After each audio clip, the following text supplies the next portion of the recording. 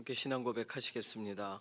전능하사 천지를 만드신 하나님 아버지를 내가 믿사오며 그 외아들 우리 주 예수 그리스도를 믿사오니 이는 성령으로 잉태하사 동정녀 마리아에게 나시고 본디오 빌라도에게 고난을 받으사 십자가에 못 박혀 죽으시고 장사한 지 사흘 만에 죽은 자 가운데서 다시 살아나시며 하늘에 오르사 전능하신 하나님 우편에 앉아 계시다가 저리로서 산자와 죽은 자를 심판하러 오시리라. 성령을 믿사오며 거룩한 교회와 성도가 서로 교통하는 것과 죄를 사하여 주시는 것과 몸이 다시 사는 것과 영원히 사는 것을 믿사옵나이다. 아멘. 찬송가 445장입니다.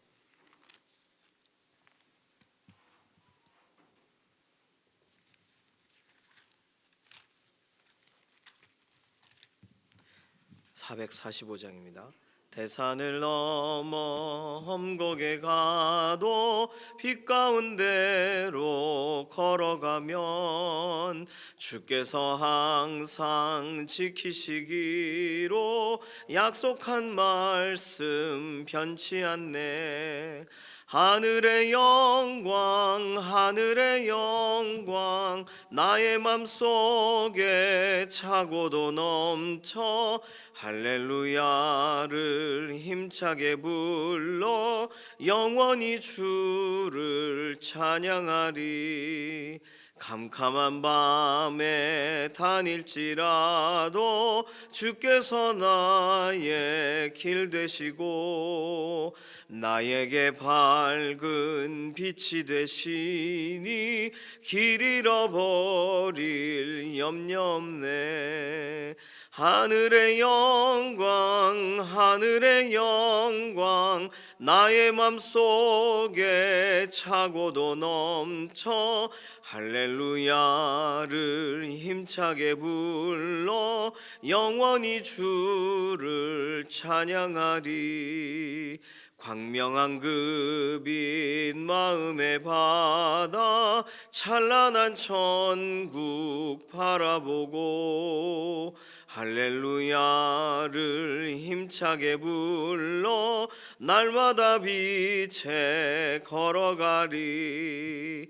하늘의 영광 하늘의 영광 나의 맘속에 차고도 넘쳐 할렐루야를 힘차게 불러 영원히 주를 찬양하리. 아멘. 나라와 민족 관련된 기도 제목으로 기도합니다. 우리나라뿐만 아니라 열방을 향하신 하나님의 계획이 오늘도 멈추지 않고 진행되는 이유는요, 우리에 대한 사랑과 또 우리 각 사람들에게 아직도 예수 그리스도 안으로 돌아오라고 구원의 기회를 주시기 때문이라고 믿습니다. 열방 가운데 이런 공산국가와 또 이런 타종교 국가, 타종교가 왕성한 지역은 이런 복음을 전달받을 기회들을 막게 잘라내요. 얼마나 어려웠겠습니까? 하루라도 하나님이 기회를 더 주시는 건데, 북녘 땅, 북한 오랜 기간 동안 종교 자체가 불가능한 지역이죠. 믿음의 사람들을 막 어렵게 만드는 지역입니다.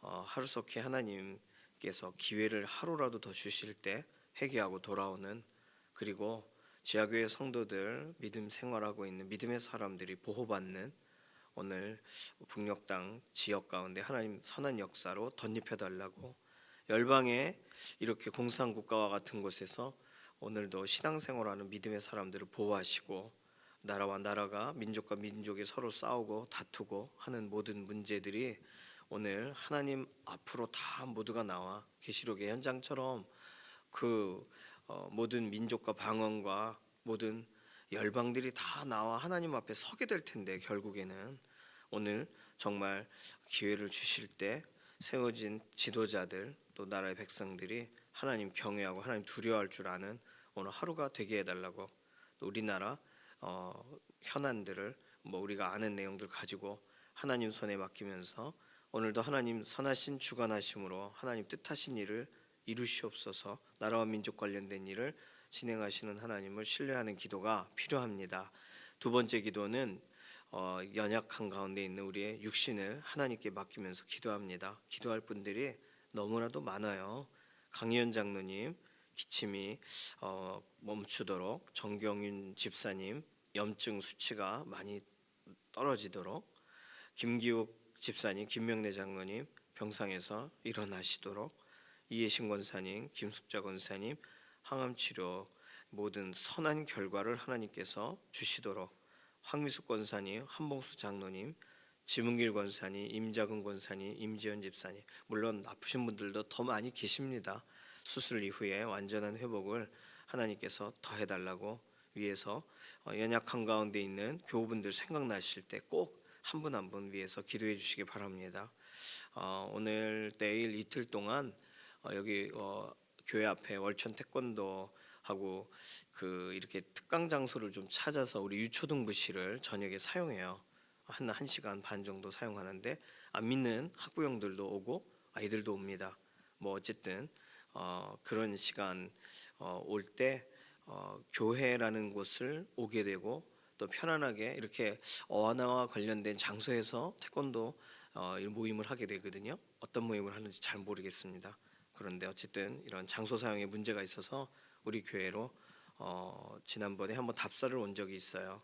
날씨가 춥고 그런데 오늘 내일 이틀 동안 이런 외부 이런 태권도 특강을 통해서 어쨌든 교회로 아이들이 한 걸음 한 걸음 나올 수 있는, 또 교회에 대한 인식들이 우리 부모님들에게 또 바뀌어지는 시간들이 되게 이 모든 시간을 사용해 달라고, 특별히 월천 태권도 관장님 또 믿는 분이거든요. 그러니까 이렇게 또 교회와 연결된 부분으로 장소를 좀 한 것 같습니다. 관계되어서 다음 세대를 축복하는 기도해 주시고, 다음 세대 가운데 실제적으로 기도하는 아이들이, 기도하는 자녀들이 더 많이 세워지도록, 우리 강북중앙교회 우리 자녀들은 기도하는 아이들이다, 이게 탁 머릿속에 박혀서 실제로 기도 멈추지 않는 믿음의 세대들이 되도록 위해서 기도해 주시기 바랍니다. 이런 기도 제목 가지고서 잠시 통성으로 기도합니다. 살아계신 하나님 감사합니다.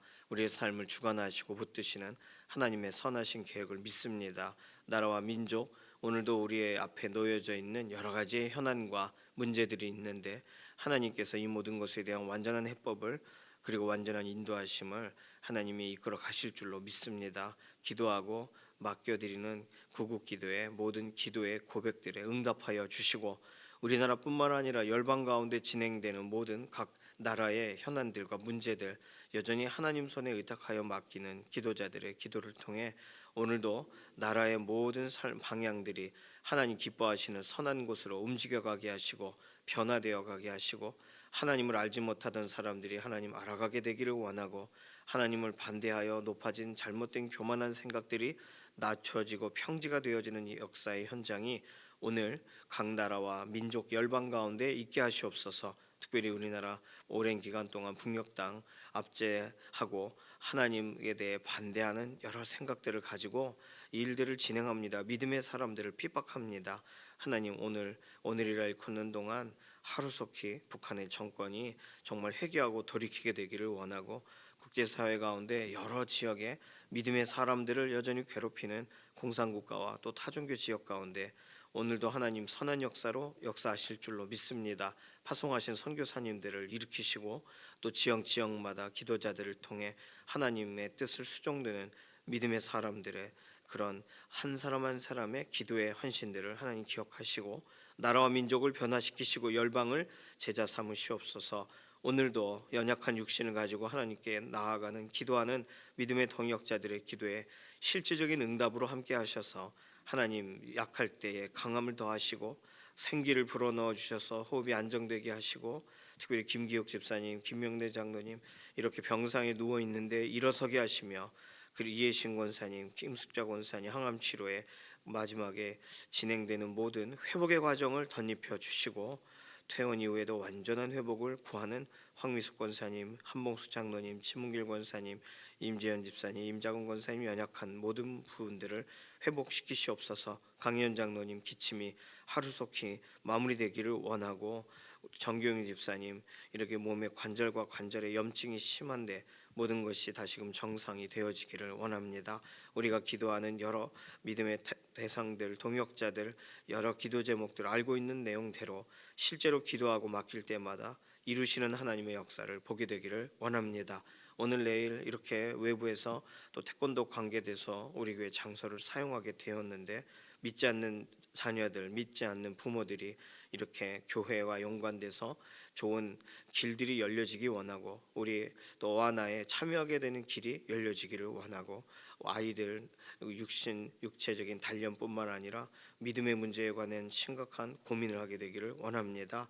오늘도 하나님의 선하신 역사를 의지하고 믿으며 우리 다음 세대를 축복합니다. 다음 세대들 믿음으로 견고하게 세워지게 하시고 특별히 우리 교회의 자녀들, 기도하는 자녀들로 깊이 뿌리 내리는 믿음의 걸음들이 되게 하여 주시옵소서. 기도하고 맡긴 모든 것에 응답하실 것을 인해 감사드리며 살아계신 예수님의 이름으로 기도드립니다. 아멘. 이사야서 5장 1절에서 7절까지 말씀입니다.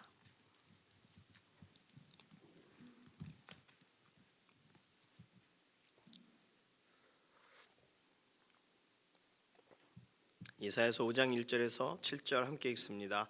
나는 내가 사랑하는 자를 위하여 노래하되 내가 사랑하는 자의 포도원을 노래하리라. 내가 사랑하는 자에게 포도원이 있으며 심히 기름진 사내로다. 땅을 파서 돌을 제하고 극상품 포도나무를 심었도다. 그 중에 망대를 세웠고 또 그 안에 술틀을 팠도다. 좋은 포도 맺기를 바랐더니 들포도를 맺었도다. 예루살렘 주민과 유다 사람들아 구하노니 이제 나와 내 포도원 사이에서 사리를 판단하라.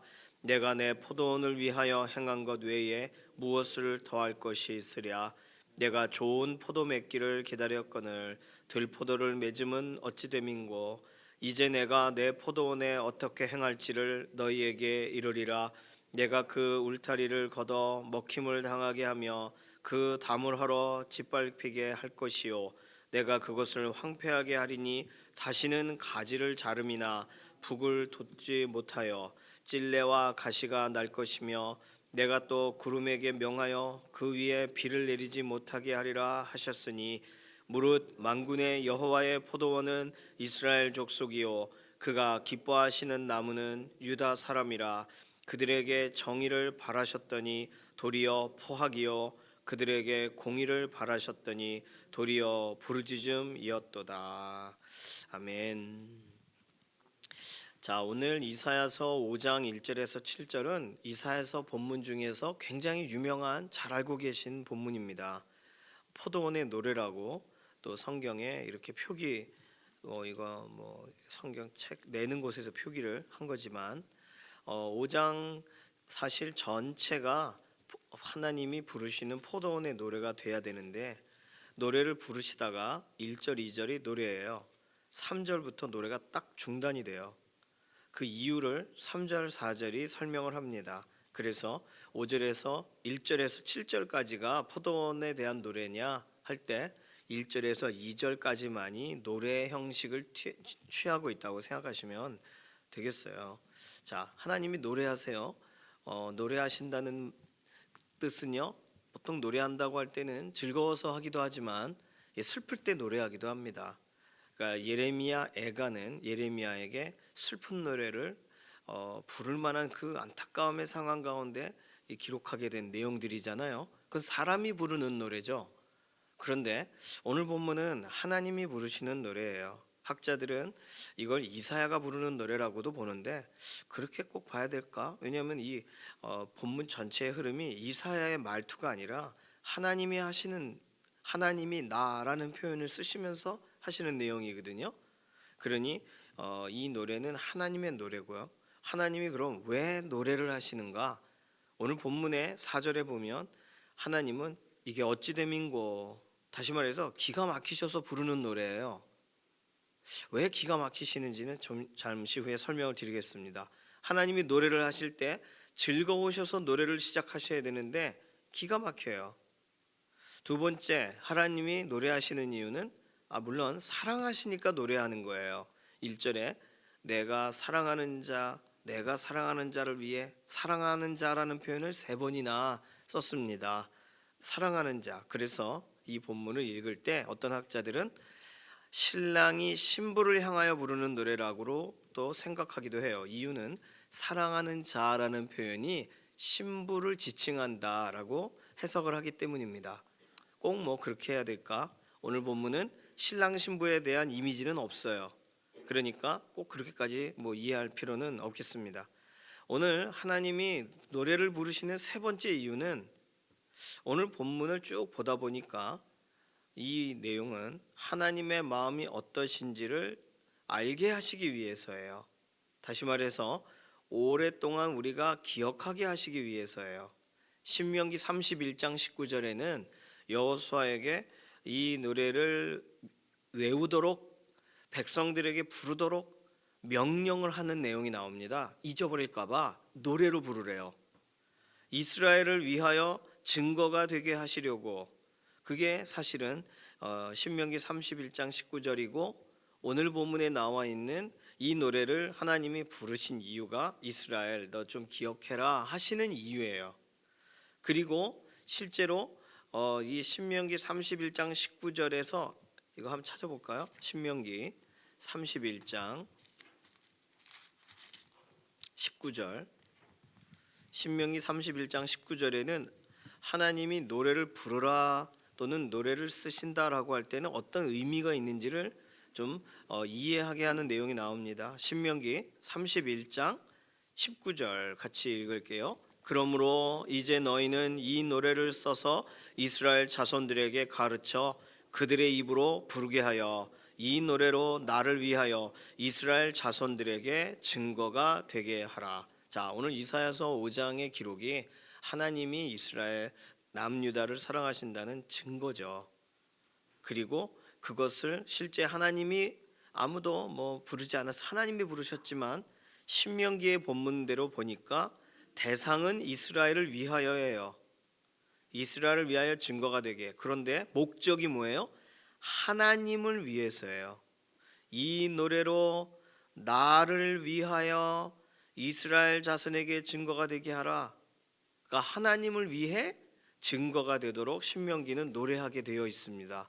오늘 이사야서 5장 1절 2절 이게 긴 노래가 되어야 되는데 노래가 딱 끊어지게 되는, 어쨌든 하나님이 노래를 부르신 이유는 하나님을 위해 부르신 노래고 이 노래가 이스라엘에게, 영적인 이스라엘에게 증거가 되게 하시려고 부르시는 노래라고 읽어도 전혀 문맥상의 문제가 없겠습니다. 자, 하나님이 노래하시는 이유 4가지 설명드렸어요. 자, 하나님이 노래를 하세요.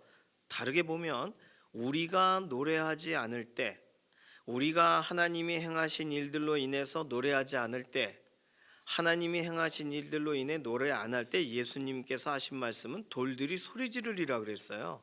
사람들이 안 부르니까 돌이라도 이 증거를 노래하겠다, 노래하게 만들겠다. 실제로 예수님 돌아가시면서 죽으시면서 바위가 터지면서 노래하기 시작해요. 돌들이 소리 지르는 현장이에요. 그러니 침묵할 수 없는 거죠. 우리가 노래하지 않을 때, 우리가 침묵할 때 하나님이 그분 자신을 위해 노래하신다는 거예요. 그게 오늘 이사야서 5장이 설명하는 첫 번째 우리가 이해해야 될 내용입니다. 하나님이 좋아서 노래하시면 좋죠. 그러나 사람들이 사랑을 받았음에도, 관리를 받았음에도, 관심의 대상이었음에도 노래하지 않아요. 그러니까 하나님이 노래하시는 거예요. 사랑하는 자를 위해 내가 뭘 했도다 하고 노래하시는 거예요. 이게 애달픈 노래란 말이죠. 서글픈 노래란 말이죠. 하나님은 어쨌든 노래하세요. 기가 막히시니까. 그리고 하나님이 이스라엘이 알아듣게 하시려고, 증거가 되게 하시려고. 그렇죠? 자, 그러면 어떤 노래인가? 1절 2절만 보면 사랑하는 자를 위해서 세레나데 같아요. 포도원을 지었도다. 오늘 본문에 오해하시면 안 되는 건 사랑하는 자의 포도원이라는 표현입니다. 이게 사랑하는 자가 가지고 있는 포도원이 아니에요. 사랑하는 자를 위하여 하나님이 주신 포도원이에요. 하나님이 만들어 주신 포도원이에요. 심이 기름진 산에다가, 그러니까 이건 포도가 안 날 수가 없는 땅에 지으신 거예요. 그러니까 하나님이 사랑하는 자의 포도원이라고 이름을 붙이셨을 뿐이지 사실 하나님 거예요. 하나님이 주인이세요. 그래서 포도원의 주인이 하나님이십니다. 여기 나온 이 그럼 이스라엘, 그러니까 남유다는 뭘까? 7절에 설명하듯 그건 하나님이 기뻐하시는 나무예요. 그냥 어떻게 보면 하나님이 기뻐하시는 나무, 포도원을 만드셨다 이스라엘 족속이여, 그가 기뻐하시는 나무는 유다 사람이로다. 그러니까 하나님이 포도원을 만드세요, 나무를 심으세요. 그 하나님의 작품이에요.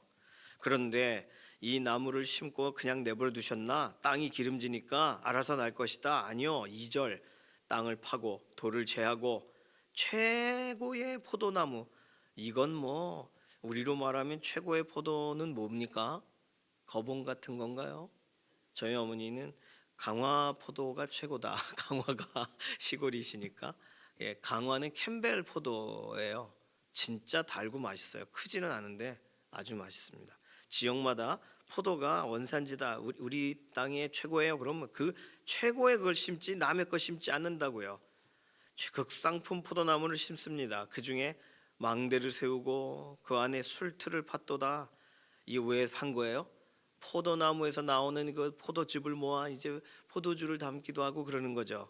좋은 포도 맺기를 바랐더니 들포도를 맺었도다. 자, 좋은 포도, 극상품의 포도를 위해서 그런 포도나무를 심어요. 기름진 산에 포도원을 세웠어요.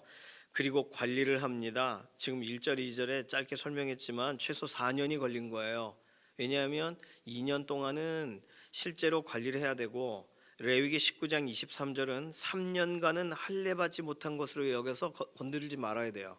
3년이 지난 다음에 4년째 추수할 수 있어요. 그렇게 보면 우리나라에서 포도가 열리는 시점으로 보면 2년, 이스라엘 실제 유대인들이 율법을 지키면서 이것을 거두는 것으로 따지면 4년, 그러니 4년째가 되어라고 보는 것이 맞겠습니다. 거의 4년간. 이 부분을 설명하면서 어떤 그 주석가는 야생 포도나무와 사람이 재배한 포도나무의 차이가 뭔가? 차이는 돌보냐 아니냐의 문제래요. 포도나무 자체는 똑같다는 거예요. 어디다 심어도 잘 나고, 관리를 하냐 안 하냐의 문제예요. 자, 관리가 없었습니까? 있었어요. 그럼 땅이 안 좋은가요? 완전 좋아요. 나무가 비리비리한 걸 심었나요? 극상품이에요. 그러면 하나님 잘못이 없는 거잖아요. 하나님이 잘못하신 일은 하나도 없어요. 그런데 어떤 것이 맺혔습니까? 들포도를 맺혔어요. 우리는요 읽으면서 극상품 포도가 아니라 들포도를 맺혔다고 승질을 내시네, 이렇게 읽은 것 같은데, 이 말이 들포도지, 들포도라는 이것의 원래 원어적인 뜻은 악취가 나는 열매란 뜻이에요. 포도가 아닌 거예요. 그냥 똥인 거예요. 똥 같은 게 달린 거예요.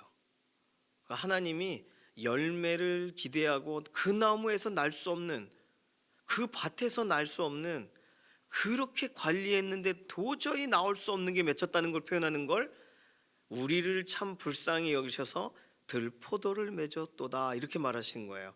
그냥 야생 포도가 맺혀졌도다라고 말한 게 아니라는 거. 이거는 열매가 아니고 이건 아무것도 아니야라고 말하시는 거예요. 들포도라는 표현이 악취나는 열매가 맺혔도다. 자, 그러면 이 극상품 포도에서 뭐가 열리기를 바라신 거예요? 극상품 포도가 뭐예요? 하나님 생각하는 포도가 7절 정의와 공의예요. 우리 개역 개정에서는 공의와 정의라고 이렇게 번역을 했지만 개역 한글판에서는 공평과 의라고 번역을 했습니다. 훨씬 더 번역이 나아요.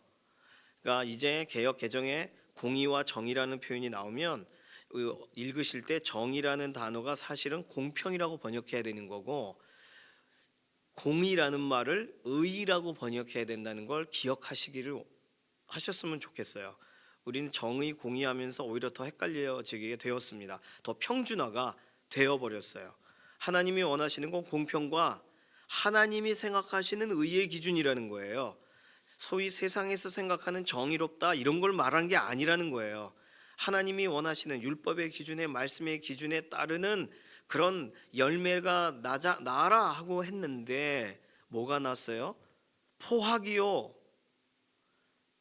부르짖음이었도다. 포학은 그걸 행하는 사람의 모습입니다. 포학 다른 말로 유혈이 낭자하다라고 쓸 때 쓰는 표현이에요. 포학. 그러니까 그냥 단순히 괴롭히는 게 아니에요. 피 흘리기까지 괴롭히는 거예요. 그게 포학입니다. 그리고 부르짖음은 뭐예요? 탄식하는 거예요. 출애굽하기 직전 이스라엘 사람들이 노예가 되어 어려움을 당하고 탄식했던 그 탄식, 이거는 당하는 사람 입장의 내용이에요. 포학과 부르짖음이요, 다시 말하면 유혈이 낭자하는 현장에 탄식하며 부르짖는, 그러니까 하나님이 절대로 하나님이 주신 것에서 나올 수 없는 열매, 하나님이 쏟아부으신 사랑에 드러날 수 없는 결과. 그러니까 하나님이 뭐라고 말하시는 거예요? 3절 4절, 너 나하고 사리 판단해보자. 내가 내 포도원을 위하여 행한 것 외에 더 뭘 해줬어야 되나? 내가 좋은 포도 맺기를 기다리며 엄청난 사랑과 관심을 가졌는데 들포도 이건 도대체 어찌 됨인가? 내 포도원, 내가 최선을 다한 것, 그런데 하나님 잘못 없음. 하나님 잘못이 없으세요. 그러니까 잘못이 없으신 하나님이 얘기하자는 거야. 이게 도대체 뭐야 도대체, 이렇게 말을 거시는 거예요. 그래서 하나님의 계획을 진행하십니다. 이제 내가 5절, 내 포도원에 어떻게 행할지를 너희에게 말해주마. 내가 울타리를 걷어서 먹힘을 당하게 하며 아래 각주가 있죠. 불살라 버리겠다는 거예요. 그리고 그 담을 헐어 짓밟히게 할 것이요.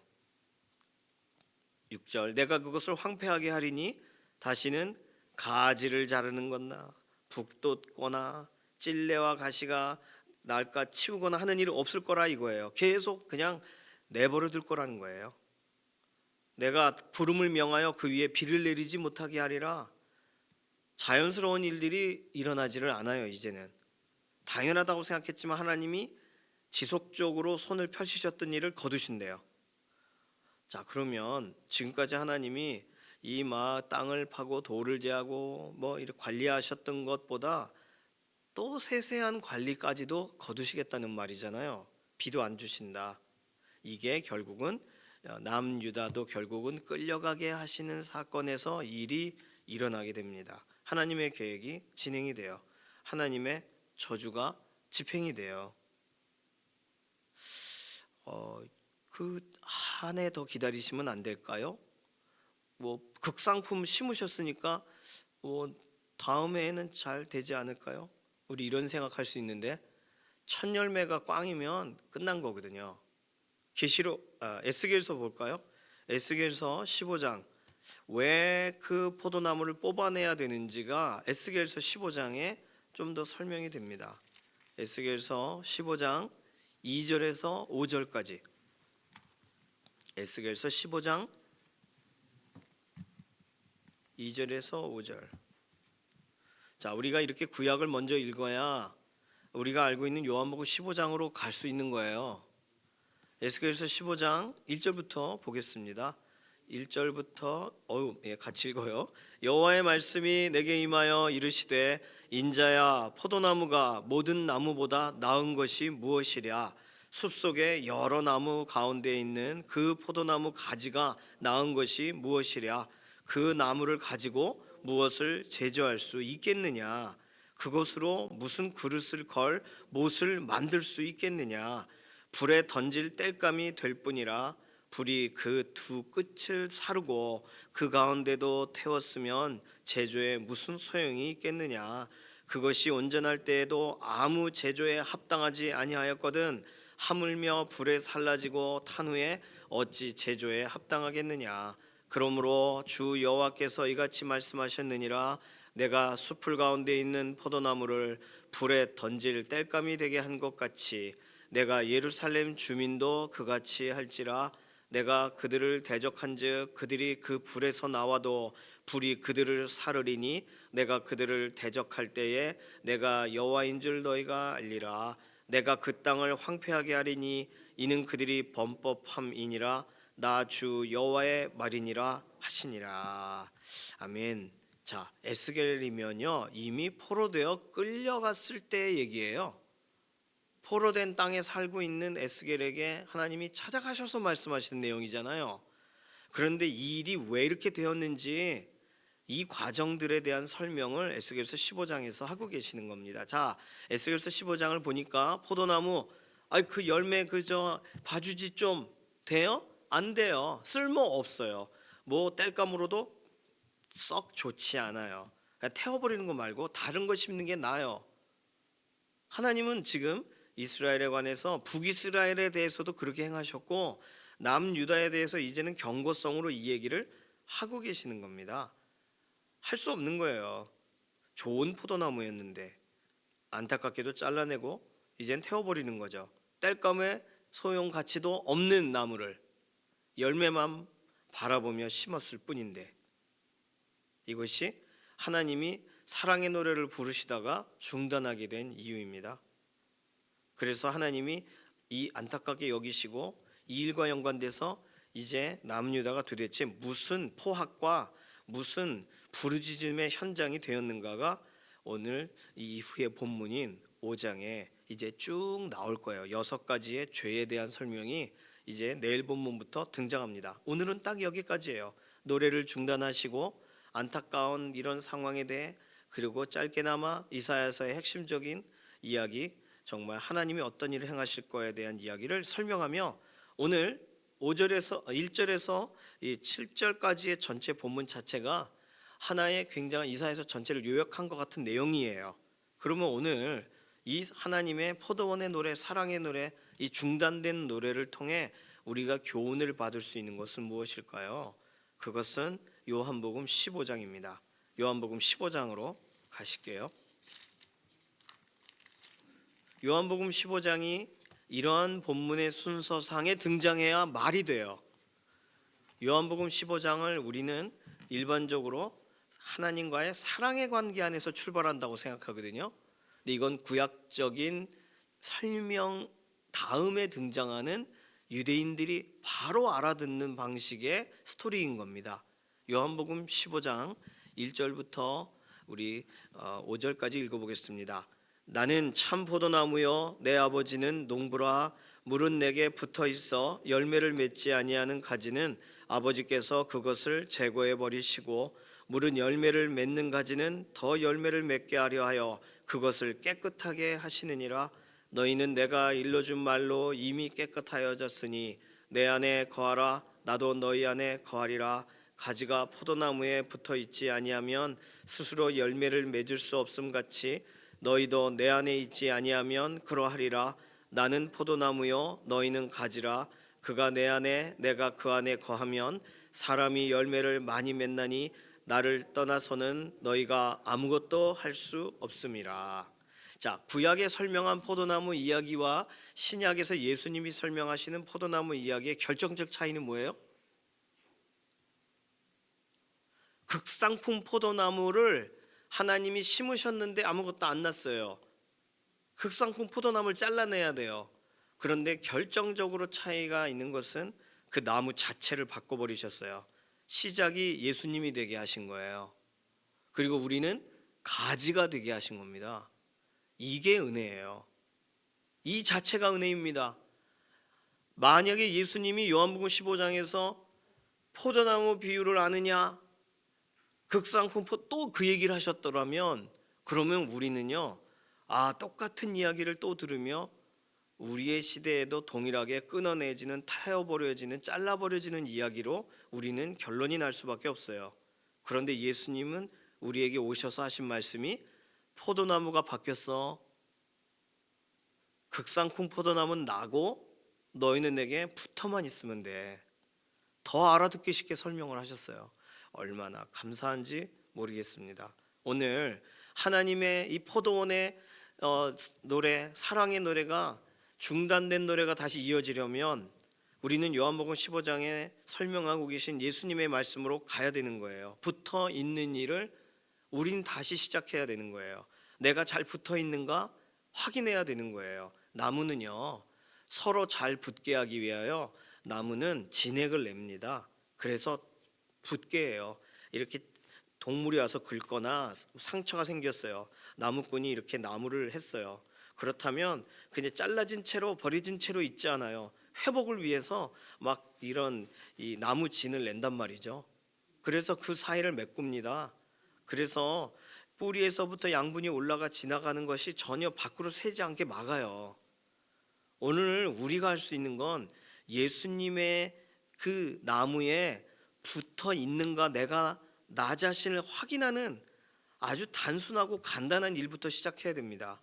그것이 하나님이 우리를 향하여 사랑의 노래를 부르실 때 우리는 지금 다 떨어져서 너덜너덜거리고 한쪽 팔이 남아나지 않는데 가지가 떨어져 있는데 사랑의 노래를 부르실 수 있으시겠어요? 오늘 우리의 삶이 붙어 있는가? 오늘 우리의 인생이 하나님께 딱 붙어 있는가? 이 사실을 기억하고 붙어 있다면 열매를 맺는 거예요. 너무 설명이 구약에 있는 이 이미지 그대로를 가져오시면서 열매가 없네 니들, 그러니까 내가 다 태워버리겠어 라는 그 이미지 그대로를 소비하지 않으시고 예수님은 붙어만 있으면 열매를 맺는다라고 설명을 더 율법을 성경의 구약의 설명을 재해석하셨단 말이에요. 그러니까 우리는요 훨씬 더 은혜 시대에 살고 있는 거예요. 우리는 포악하고 우리가 누구의 눈에서 눈물을 나게 만들고 이런 모든 것들 하나하나에 대해 실제적인 우리의 삶의 행동으로 인하여 우리가 평가를 받겠지만 예수 그리스도 안에 붙어 있는 사람들에게 있어서는 예수 그리스도의 영향력이 우리의 삶의 포악질과 누군가를 탄식하게 만드는 자리에서 벗어나게 만든단 말이에요. 그러나 우리가 예수님께 붙어 있다 하면서 무언가 포악한 일 가운데 행하고 있다면 붙어 있는 것입니까? 그것이? 그렇지 않은 거예요. 그러니 우리는 예수 그리스도와 상관이 있다 하며 예수 그리스도를 소비하는 거죠. 가끔 국회의원들 중에 예수가 그렇게 말했습니까? 라고 말하는 사람이 있더라고요. 믿지 않는 사람이 소비하는 방식으로 예수님을 우리도 사용하면 안 되는 겁니다. 예수 그리스도께 붙어 있는 사람은 예수 그리스도께서 원하시는 열매가 맺혀지는 거예요. 그러니까 이 나라와 이 민족, 우리 세계 열방을 향해 기도하실 때도 예수님께 붙어 있는 방식으로 기도하시길 바랍니다. 예수 그리스도께서 원하시는 방식으로 분리되어 있듯이 기도하지 마시고 예수님이 기뻐하지 않는 방식으로 기도하지 마세요.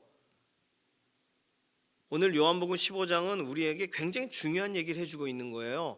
구약적인 이사야서와 에스겔서와 포도나무에 대한 여러 가지 상징들을 전체를 포괄해서 하나님께서 설명하고 싶으신 핵심을 다시금 재해석하신 것이 예수님의 이야기니까요. 두 번째, 오늘 하나님이 우리를 향하여 사랑하신다라고 하는 그 사랑의 노래가 오늘 본문으로 다시 가시면, 오늘 본문 이사야서 본문으로 다시 가시면 오늘 본문에 하나님이 우리를 위해 하신 일, 더 하실 일이 뭐가 있는 거예요? 없다고 얘기하시거든요. 내가 내 포도원을 위하여 행한 것 외에 뭘 더 할 것이 있으랴 5장 4절에 설명했습니다. 하나님은 우리를 위한 구원의 모든 일을 다 하셨어요. 그러니까 우리에게 예수님을 보내신 것도 또 우리에게 그걸 알아보도록 우리가 찾아보도록 성경을 주신 것도 그리고 예수님에 대해 생각나도록 성령님이 오늘도 역사하시게 하시는 것도 하나님이 지금 우리의 각 사람들의 구원을 위하여 하나님은 하실 만큼 다 하셨단 말이에요. 그러면 누가 움직여야 돼요? 이제 누가 돌이켜야 되는 거예요? 그 사람이 돌이켜야 되는 거죠. 자녀들이 돌이켜야 되는 거죠. 하나님 탓하면 안 되는 거예요. 이제는 매튜 헨리 목사님이 정확하게 이 부분에 대해 설명을 합니다. 하나님은 우리의 구원을 위해 하실 일을 다 하셨다. 그랬기 때문에 우리들이 따라가야 될 일은, 우리들이 기억해야 될 일은 이미 이루어진 구원에 대해, 이미 이루어진 사랑에 대해 설명하는 거, 그것이 우리가 해야 될 일이라는 거예요. 안 믿어지는 건 어떡합니까? 안 믿어지는 건 믿어져야죠. 우리가 믿어줄 수는 없잖아요. 믿어지게 만들 수는 없잖아요.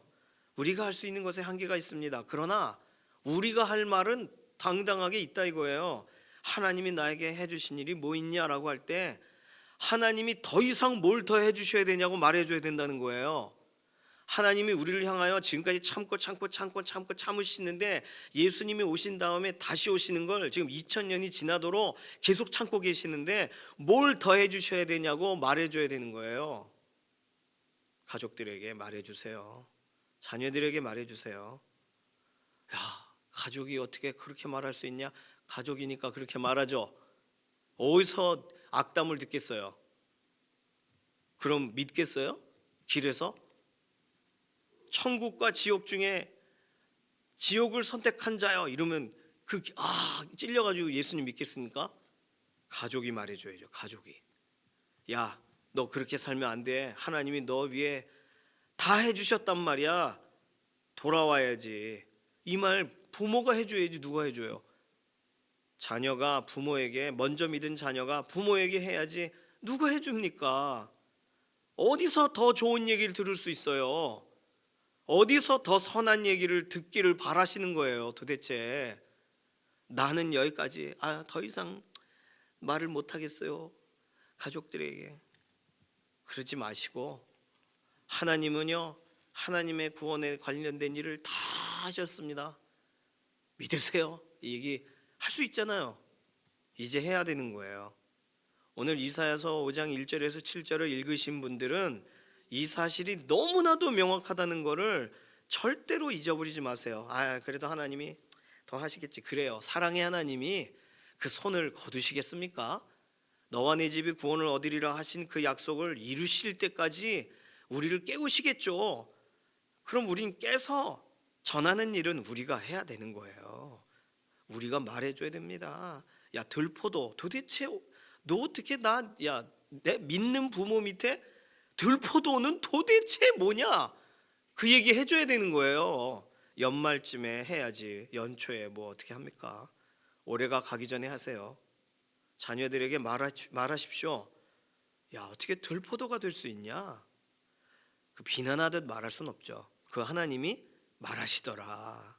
극상품 포도나무 심었는데 들포도 냄새나는 열매라고 하시더라. 그래서 난 부끄러웠다. 난 그래서 하나님 말씀이 옳다고 믿는다. 그러니까 돌이켜라. 말해줘야 되는 거예요. 이 본문을 가지고 이사야서 본문은 구원과 연관된 본문으로 해석할 수밖에 없는 내용입니다. 지금 물론 구원받은 백성들이 어떻게 살 것인가, 정의와 공의로 살아야 된다는 실제적으로 이사야서에서 말하는 두 번째 이야기도 받아들여야죠. 믿는 사람은 다르게 살아야죠. 그래요. 그런데 믿는다고 하면서 붙어 있지 않고, 믿는다고 하면서 믿는 거와 반대되게 살고, 사실 그 실제적인 영적인 그 회복의 문제, 구원의 문제부터 우리의 삶에서 접근해 나아가야만 됩니다. 행실이 달라진다고 구원받아요? 반듯해진다고 구원받습니까? 아니에요. 정의와 공의의 문제가 삶에서 해결되면 그 사람 구원 하나님 주시는 거예요? 그렇지 않아요. 오해하는 사람들이 있어요. 가끔 그 사회에 엄청난 공헌을 한 사람은 하나님이 구원시키신다는 잘못된 신화적인 이야기를 하는 사람들이 있습니다. 아니요, 그 사람이 예수님을 주님으로 시인하지 않으면 그 사람에게는 수많은 사람을 살려도, 쉰들러 리스트처럼, 쉰들러 그 독일 사람이 유대인 엄청 많이 살려도 그 사람이 예수님 안 믿으면 지옥 가는 거예요. 그냥. 오늘 이 이사야서 오늘 본문에서 힘을 다 소비하면 안 됩니다. 그런데 어쨌든 간에 오늘 본문 너무너무 중요해요. 그러니 우리는 요한복음 15장 기억하면서 예수님께 붙어 사시고, 붙어 있다면 붙어 있는 열매를 내시기를 바랍니다. 두 번째, 말씀드린 것처럼 하나님은 우리를 위해 구원에 관계돼서 하실 만큼 하셨어요. 그러니까 이제는 그 앞에 돌아가는 일, 돌이키는 일에 대해 이제는 우리가 초청하고 나아가자고 말하는 일은 우리 몫이에요. 우리가 더 해야죠. 하나님 여전히 행하시지만 우리 몫입니다. 전하시고 깨우치시고 말씀 그대로 읽어주세요. 그것이 듣는 귀가 열려져 가게 되는 그런 계기가 되도록 우리 가족들을 하나님 새롭게 하실 것입니다. 기도할까요? 이 시간 기도할 때는 하나님, 오늘 예수 그리스도와 연관된 열매를 맺는 나의 삶의 태도가 되게 하소서. 그리고 내가 아는 지인들, 내가 가장 가까이 있는 가족들이 하나님이 구원을 위해 행하신 일을 인정하고 하루속히 돌아오게 되는 역사를 보게 하소서. 우리 두 가지 기도 제목 가지고 잠시 기도합니다. 살아계신 하나님 감사합니다. 오늘 우리의 인생 가운데 행하신 수많은 일들, 구원에 관계된 일들 너무 감사하고, 그리고 오늘 이 사실이 믿어집니다. 아직 믿어지지 않는 사람들에게 말해주고 싶습니다. 전하고 전달할 때에 실제적인 회복과 돌이킴이 있게 하시옵소서. 그리고 우리들도 우리가 말할 때 우리가 실제 예수님께 붙어있는 사람답게 말하고 예수님께 붙어있는 사람답게 열매를 맺고 그런 삶의 열매를 맺는 오늘의 하루가 되게 하시옵소서. 붙어있다 하며 전혀 예수님과 상관없는, 예수님이 행하실 법하지 않은 행동만 자행하는 그런 잘못된 신앙적인 관습들을 하나님 쳐내는 하루가 되게 하시옵소서. 오늘 주의 말씀으로 달려가게 하시옵소서. 감사드리며 살아계신 예수님의 이름으로 기도드립니다. 아멘. 찬송가 453장입니다.